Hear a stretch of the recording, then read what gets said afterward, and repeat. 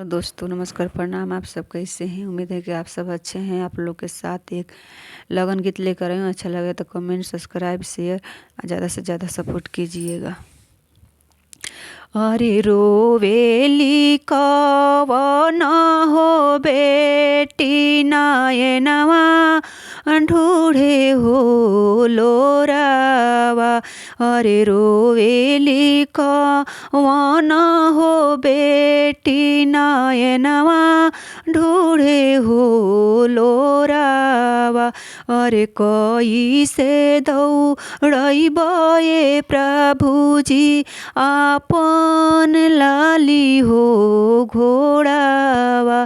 अरे कैसे दौड़ैबे प्रभुजी आपन लाली हो घोड़ावा। अरे हमरो कवन हो पापा के संकेत बाटे हो गलिया। अरे हमारे कवन हो पापा के संकेत बाटे हो गलिया। अरे हसेला कवन हो दूल्हा ओठ चूहे हो पनावा। हसेला कवन हो दूल्हा ओठ चूहे हो पनावा।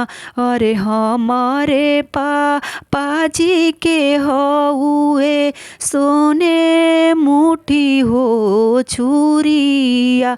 हमारे पाजी के हउए सोने मुठी हो छुरिया। खिड़की कटैबो ये सुहावा दौड़ैबो लाली हो घोड़ावा।